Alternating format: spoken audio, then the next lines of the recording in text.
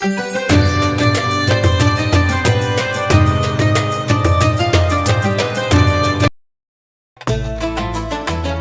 kamu, dinasti Turki Utsmani adalah sebuah kekhalifahan dengan pemimpinan besar yang berkuasa 600 tahun pada Osman I.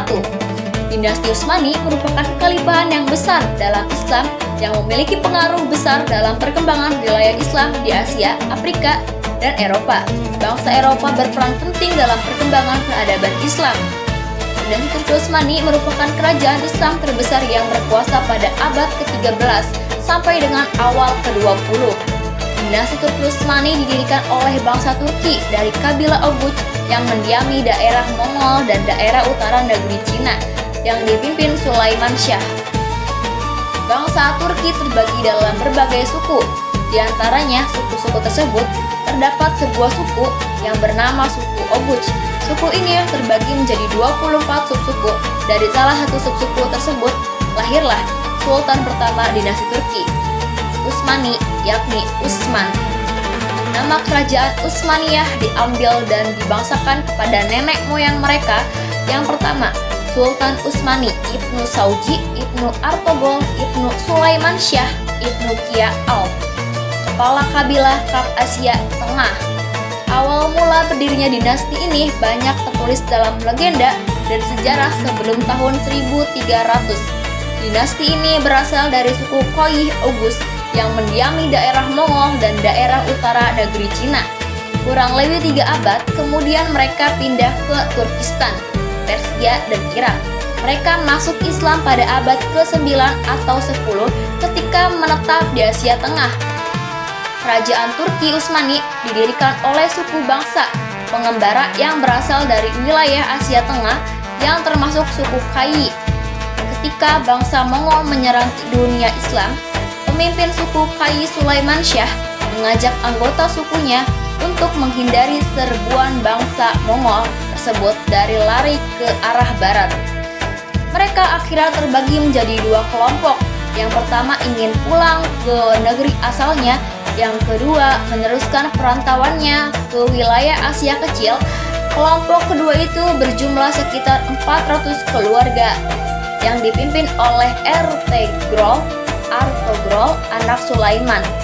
Akhirnya mereka menggambarkan dirinya kepada Sultan Alauddin II dari Turki Seljuk yang pemerintahnya berpusat di Konya, Anatoli di Asia Kecil. Pada tahun 30 Hijriah atau 651 Masehi, hanya berselang sekitar 20 tahun dari wafatnya Rasulullah SAW, Utsman bin Affan mengirim delegasi ke Cina untuk memperkenalkan daulah Islam yang belum lama berdiri.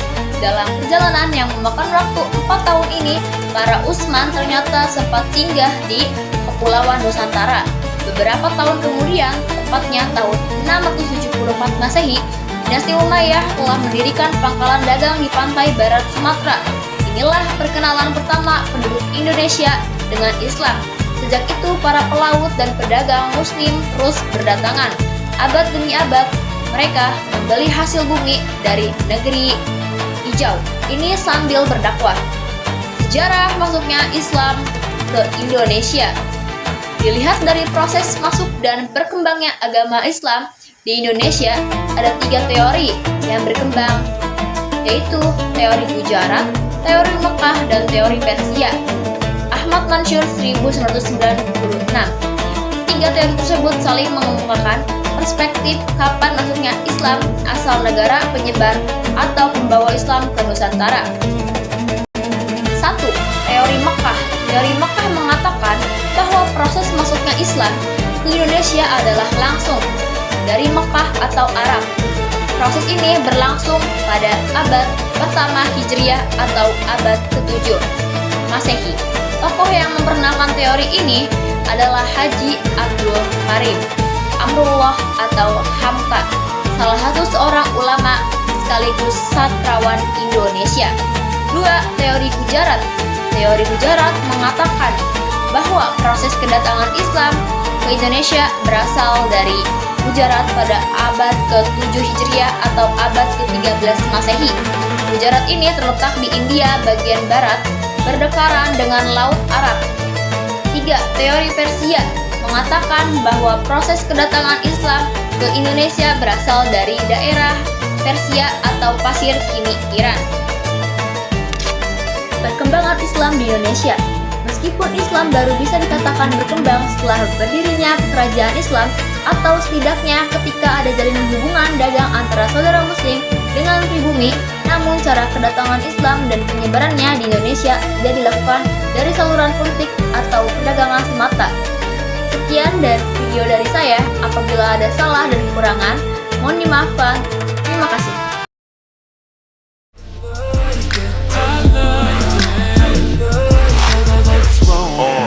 Pull your panties down from under you.